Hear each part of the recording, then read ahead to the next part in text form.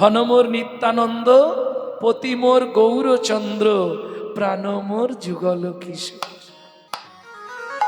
পৃথিবীতে সম্পদ যদি কিছু থাকতে হয়, শ্রী গৌরাঙ্গের দুটি পদ মোর ধন সম্পদ। তাই গৌর হরি বল। ওই টাকা পয়সা গান্ধীজি ওগুলো সম্পদ নয়, ওগুলো যন্ত্রণার সম্পদ। তোমার যদি বেশি টাকা থাকে, তোমার ছেলেই তোমাকে হরিনাম শেষ করে, ওগুলো দুঃখের কারণ। হ্যাঁ, কিন্তু তুমি যদি এই ধনের ধনী হতে পারো, এ জগতে কেউ তোমাকে হয়তো ভালোবাসবে না, অনেকে অনেক কথা বলবে। দেখো না, হস্তি চলতি বাজার মে তো কুত্তা ভক্তি হাজার মে। হাতি যখন বাজার দিয়ে চলে যায়, অনেক কুকুর ঘেউ ঘেউ করে, সে কোনো দিকে তাকায় কি? সে তার চলতেই থাকে। তোমাকে ওটা ভেবে নিতে হবে। তোরা যে যা বলিস ভাই, আমার সোনার হরিণ চাই বলতে গিয়ে রয়ে গেল এক ভিখারি, গোটা গ্রাম ঘুরেছে, কেউ ভিক্ষা দেয়নি। বলে শালা এই গ্রামেটার যা অবস্থা, আমার বাড়িতে বরঞ্চ যা আছে এদেরকে এনে দিয়ে যাও। জীবের যত পাপ আছে ওইটা তুমি আমার মাথায় দিয়ে দাও। চাওয়া দেখো, কিচ্ছু চাইনি প্রভু, জীবের যত পাপ আছে তুমি আমার মাথায় দিয়ে দাও, আমি নরকে গিয়ে হা গৌর প্রাণ গৌর বলে উদ্ধার হয়ে যাই। তাই গৌর হরি বল। শুধু কলির জীবকে তুমি উদ্ধার করে দাও, কলঙ্ক যেন কারো না হয়। বুঝা গেল? ও মায়েরা, সাধনায় সিদ্ধি লাভ হবে যদি সাধনাটা চোখের জল দিয়ে হয়। কিচ্ছু দিতে হবে না তোমাকে, ভগবান তোমার কাছে কিচ্ছু চায় না গো। যখন জ্ঞানদাস বলছে, প্রভু আমি যে চন্দন কাঠ কিনবো, চন্দন কাঠ কেনার মতো তো পয়সা নেই, আমি কোথায় পাবো?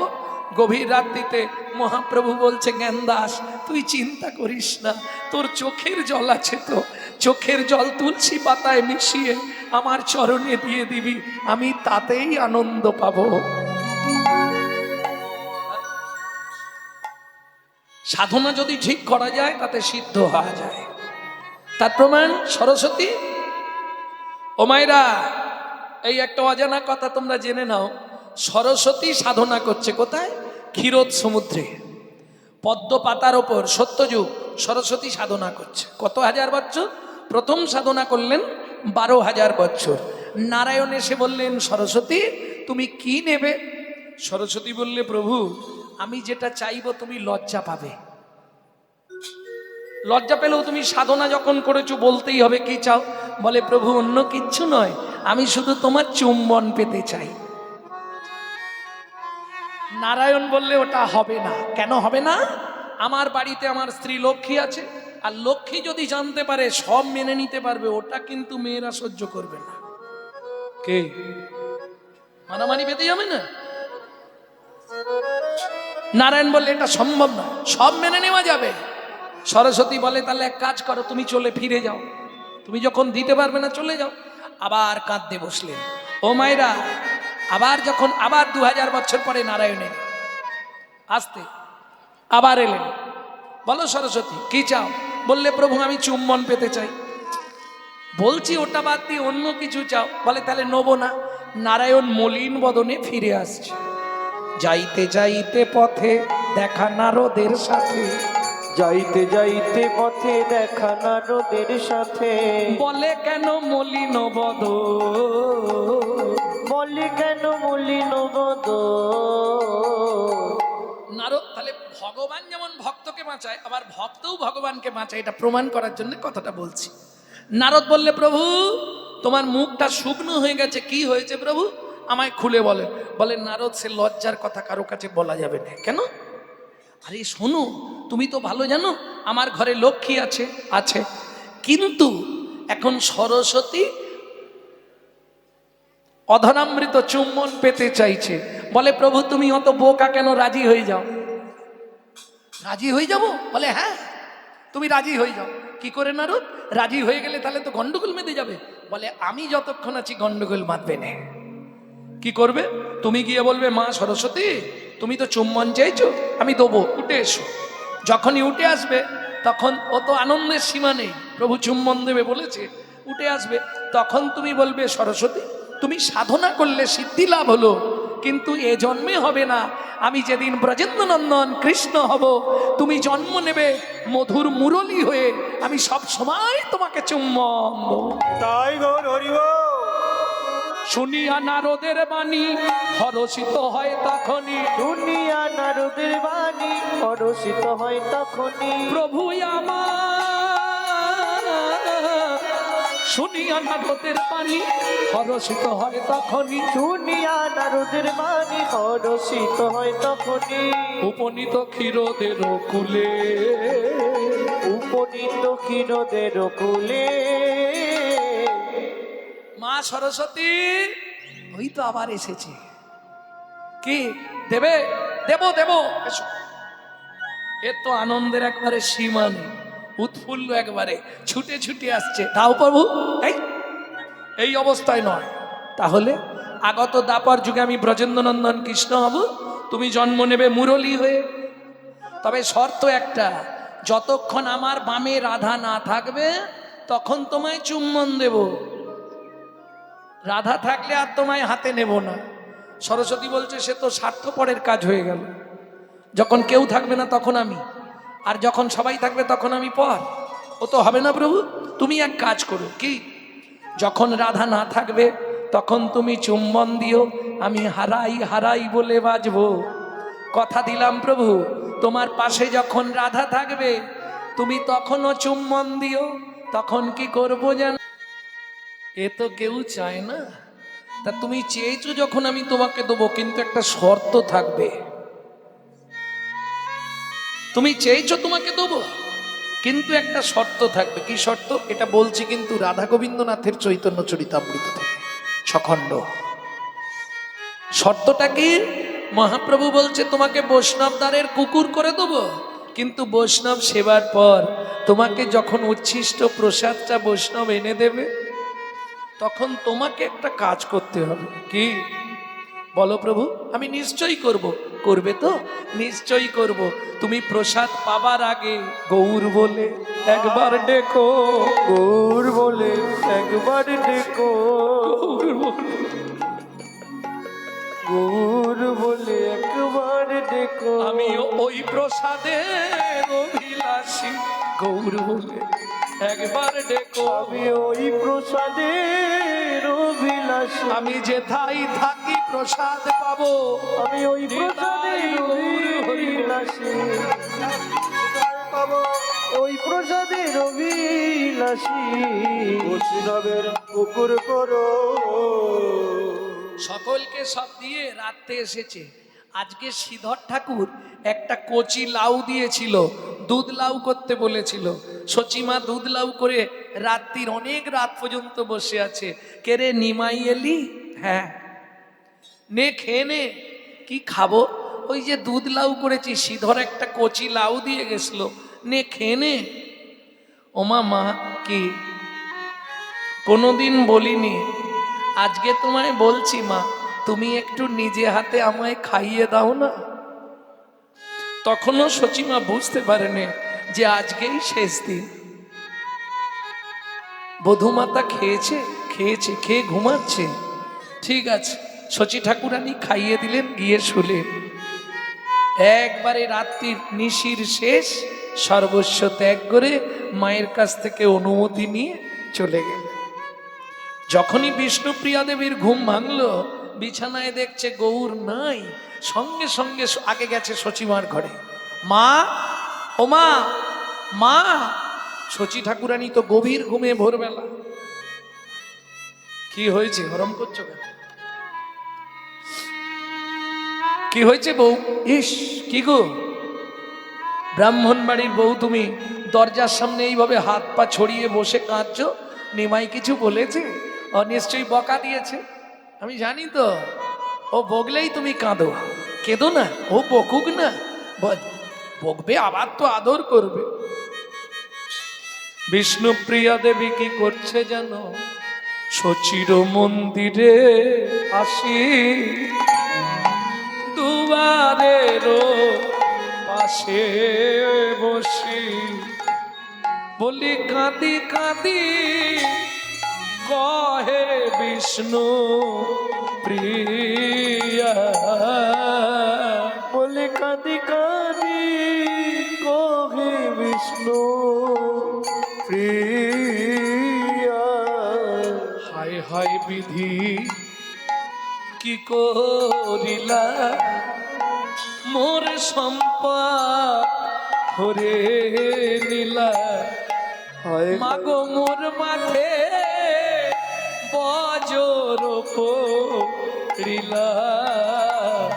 কি বলছো বৌমা? হ্যাঁ মা, চাঁদ ডুবে গেছে গো, চাঁদ ডুবে গেছে গো, চাঁদ ডুবে গেছে গো। চাঁদ ডুবে গেছে গো। বলি কোনদিন আর উঠিবে না, চাঁদ ডুবে গেছে গো। না কোনদিন আর উঠিবে না, আজ সোনার নদে আধার হলো, কোনদিন আর উঠিবে না, সোনার নদে আধার হলো। কোনদিন আর উঠিবে না, নিতাই গৌর হরি। উঠিবে না, নদে আধার হলো, কোনদিন আর উঠিবে না।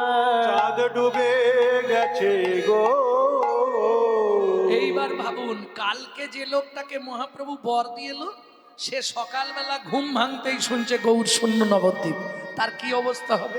ওই নবদ্বীপের মাটিতে আছাড় কাছাড় খাচ্ছে। সুরধনী গঙ্গার তীরে যে রাস্তা, যে ঘাট দিয়ে মহাপ্রভু চলে গেছে প্রাচীন মায়াপুর, আজও ঘাট বর্তমান, সেই ঘাটের ধারে চোখটা বন্ধ করে একবারে স্রোত বয়ে যাচ্ছে। সে কে গো? কান্দিছেন হরিদাস দু আঁখি মুদিয়া। ওগো কান্দিছেন হরিদাস দু আঁখি মুদিয়া। কান্দিছেন হরিদাস দু আঁখি মুদিয়া। ওগো কান্দিছেন হরিদাস দু আঁখি মুদিয়া। নানা নয়ন আর খুলিব না, নয়ন আর খুলিব না, আমি নয়ন আর খুলিব না। নানা নয়ন আর খুলিব না, বলো নয়ন খুলে কি দেখিব, নয়ন আর খুলিব না, নয়ন খুলে কি দেখিব। এই গৌর শূন্য নবদ্বীপে। নয়ন খুলে কি দেখিব, শূন্য নবদ্বীপে। নয়ন খুলে কি দেখিব, নয়ন আর খুলিব না, নয়ন আর খুলিব না। শচী ঠাকুরানী ছুটতে ছুটতে আসছে সুরধনী গঙ্গার তীরে।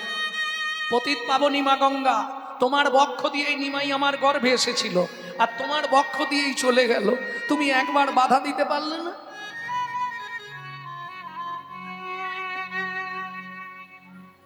কি হয়েছে? এও তোমাকে বলে রাখছি, আমিও গঙ্গায় ঝাঁপ দিয়ে মরব। হ্যাঁ, শুনে রাখ নিমাই, তোকে মাতৃহত্যার পাপে লিপ্ত করব। দেখি পৃথিবীর কোন শক্তি আছে আমার বিনা অনুমতিতে তোকে সন্ন্যাস দেয়। খুব মনের কষ্ট, তাই না? কেন? 8টা ছেলে মরেছে। ও মায়েরা, তোমরা মা হয়েছে তো একটু শুনে নাও ভালো করে, সহ্য করতে পারবে? 8টা ছেলে মারা গেছে ধর পড়িয়ে কোলেতে, জানো? সচিমায় অদ্বৈত আচার্য এসে প্রণাম করে, আর প্রণাম করলেই বাচ্চা ছটপট করে মুখ দিয়ে রক্ত উঠে মায়ের কোলেই মরে যায়।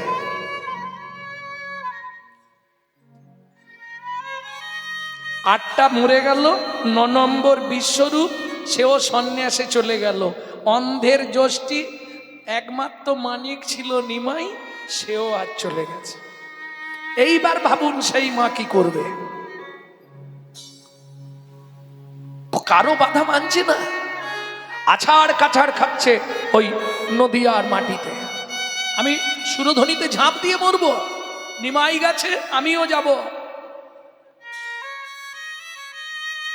কিন্তু শচী ঠাকুরানী সুরধনী গঙ্গার তীরে যাবে, পথ ঘিরে তো বসে আছে কে? হরিদাস ঠাকুর। চোখ বন্ধ, চোখ তো খুলছে না। কান্দিছেন হরিদাস দু আঁখি মুদিয়া। আর কে কাঁদছে? দেখো কান্দে নিত্যা নন্দ শচী, মুখ নিরখিয়া খিয়া গো। কান্দে নিত্যা নন্দ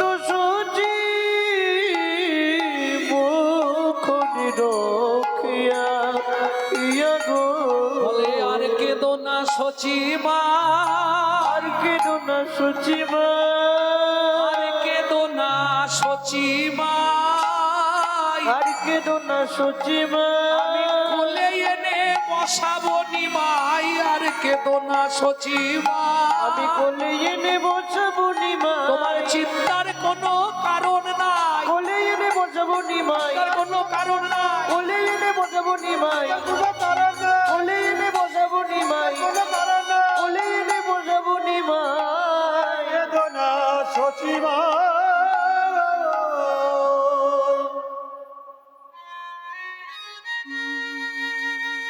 সচিমা তুমি কেঁদো না, আমি তো আছি। নিমাই গেছে তো কি হবে, নিতাই তো আছে। বধূমাতা তোমার মুখের দিকে তাকিয়ে আছে। ও মায়েরা, আপনারাও নারী, বিষ্ণুপ্রিয়া দেবীও নারী। কি করেছেন আপনারা শুনবেন। যেদিন থেকে মহাপ্রভু চলে গেলেন, পারবে বিষ্ণুপ্রিয়া দেবী সকালবেলা উঠে বাসি পাঠ সেরে গঙ্গায় স্নান করে ভিজে কাপড় পরে থাকতেন, কোনোদিন কাপড় ছাড়তেন না।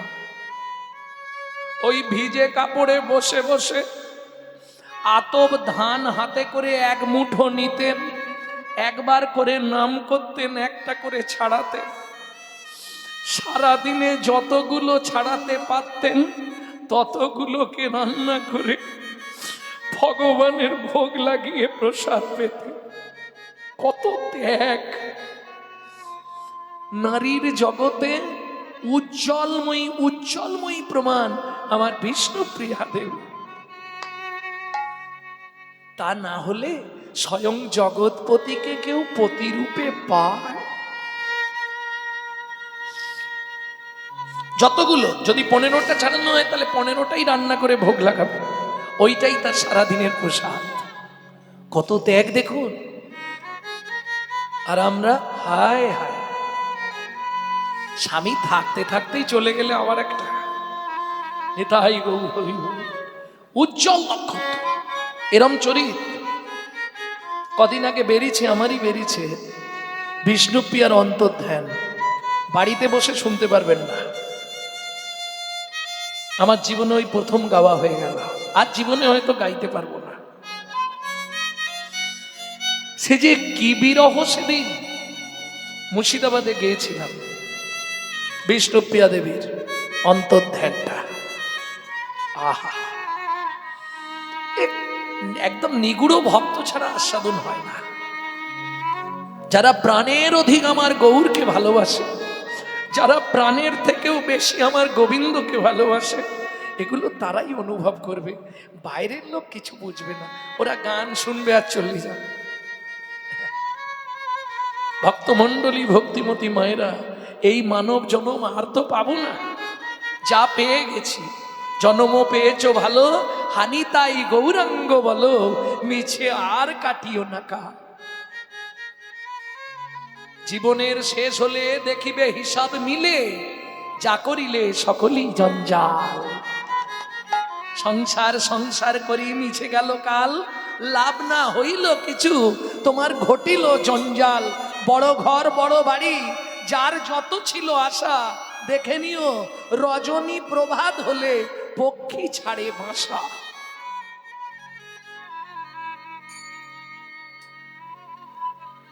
আহা, বাসুদেব দত্ত কাঁদছে খবর পেয়ে। কেন?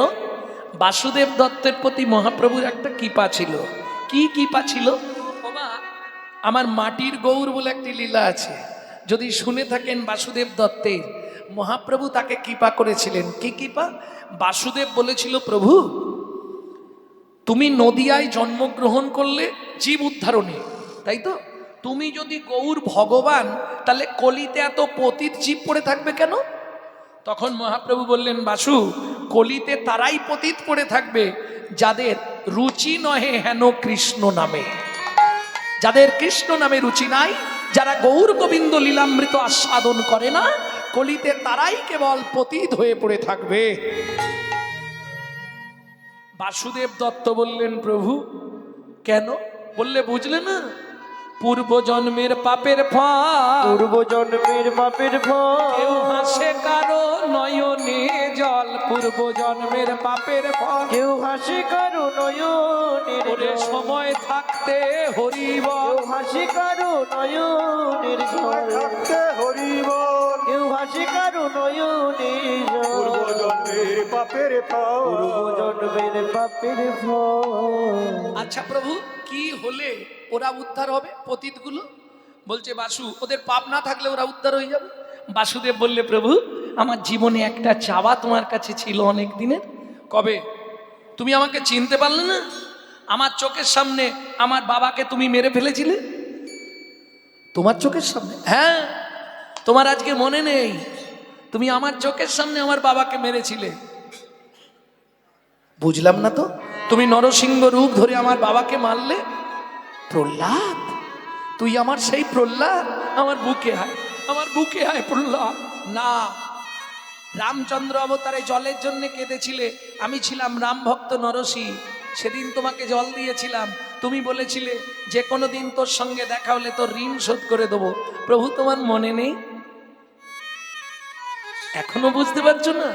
89 বছর দ্বারকার রাজা ছিলে, আমি ছিলাম প্রিয় কীর্তন গায়ক মধুব্রত। মনে পড়েছে? আমি সেই বাসুদেব দত্ত। তাও প্রভু বল কি নিবি?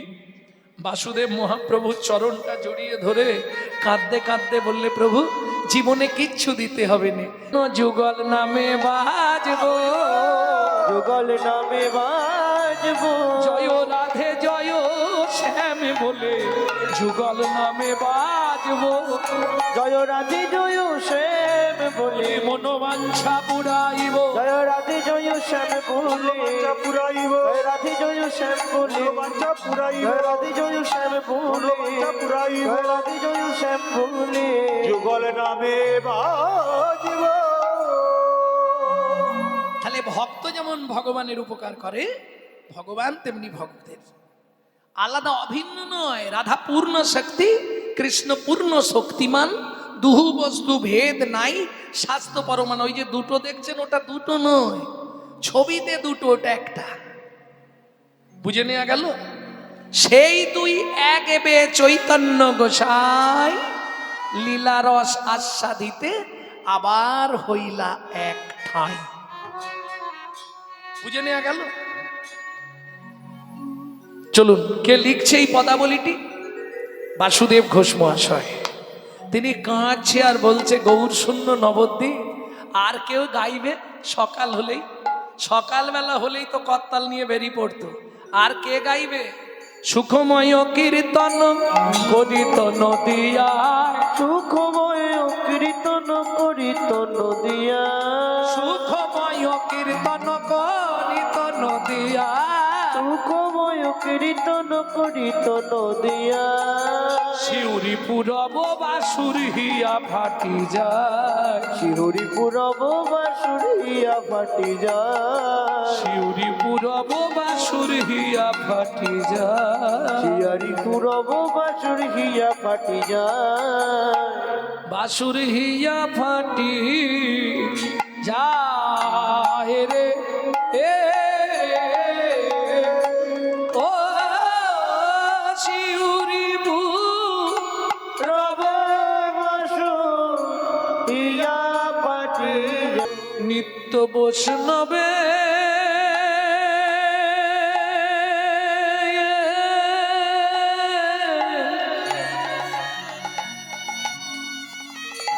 এঠো প্রসাদ পাবো, আমায় বৈষ্ণব দ্বারে, বৈষ্ণব দ্বারে দ্বারের কুকুর করো। আমি নিত্য নিত্য ওই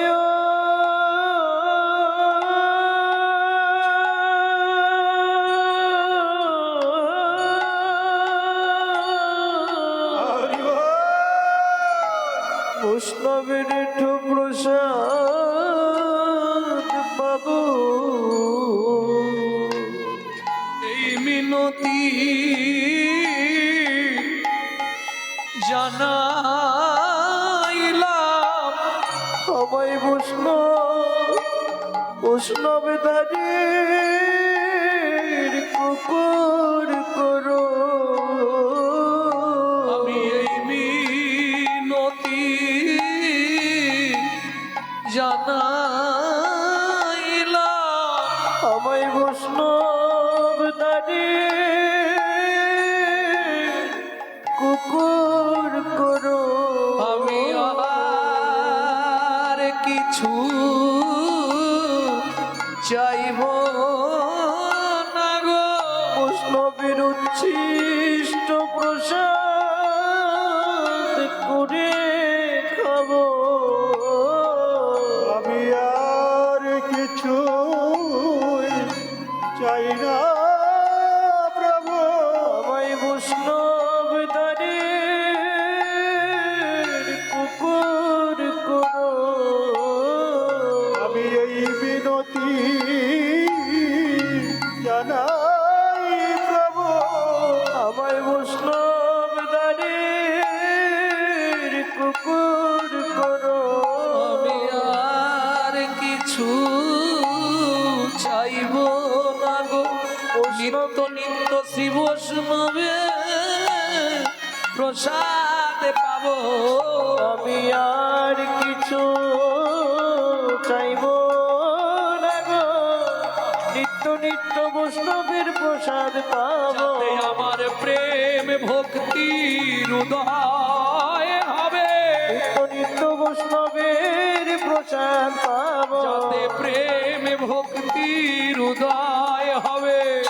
নিত্য নিত্য প্রসাদ পুড়িয়ে খাবো আমি এই বিনতি জানাইলাম, আমায় বৈষ্ণবধারী কুকুর করো বিনতি জানাইলাম। আমায় বৈষ্ণবধারীর কুকুর করো শুধু এ জন্মে নয় জন্মে জন্মে বৈষ্ণবধারীর কুকুর করো জন্মে নয় জন্মে জন্মে শুধু বৈষ্ণবধারীর কুকুর করো আমি এই মিনতি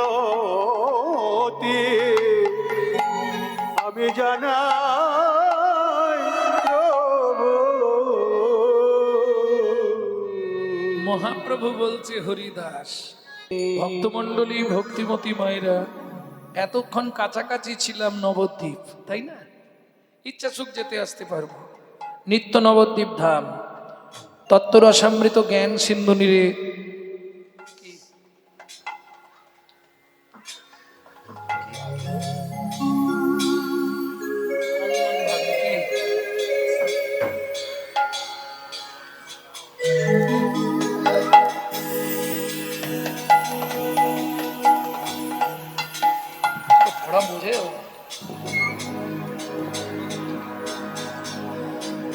ভক্তমণ্ডলী ভক্তিমতী মায়েরা, এতক্ষণ আমরা তত্ত্বরসামৃত জ্ঞান সিন্ধু নীরে অবগাহন করলাম গৌরচন্দিকার মাধ্যমে।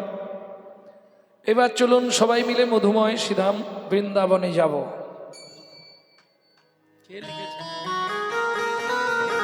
ও বাসুদেব আশ্রমে 18 স্কন্ধভাগ ভাগবত দান করেছেন সাধুচরণ আগোয়ান। আচ্ছা, এই আশ্রমের সদস্য কালীপ্রসাদ বাবাজি, তিনি সেই ভাগবত এনে এখানে স্থাপন করেছেন মায়াপুর হইতে। যাই হোক, নামটাও সুন্দর, বাসুদেব আশ্রমে। এত নাম থাকতে তোমরা নামও একটা চয়েস করেছো বটে। দুটোকেই একসঙ্গে ধরে নিয়েছ। এক বাসুদেব হচ্ছে ভক্ত, আর এক বাসুদেব হলেন স্বয়ং ভগবান। তাহলে যেখানে ভক্ত আর ভগবান অভিন্ন, সব একাকার, সেই হলো বাসুদেব আশ্রম। যাই হোক, আপনাদের তিল তিল সাধনার ধন। আমি যদিও এখানে প্রথম এলাম, তবে প্রচার এদিকে কীর্তন এলে আমি নিশ্চয়ই করব, বা মহাপ্রভুর কাছে কামনা করব যাতে আশ্রমের দিন দিন উন্নতি হয়। সবাই প্রত্যেক দিন যাদের খুব কাছাকাছি বাড়ি চেষ্টা করবেন এখানে আসার। হ্যাঁ, এইগুলো আমাদের সম্পদ। হ্যাঁ, এদের যা অবস্থা দেখে মনে হচ্ছে আমার বাড়ি যা আছে এদের দিয়ে দেবো, চলে যাবে। এবার কিছু তো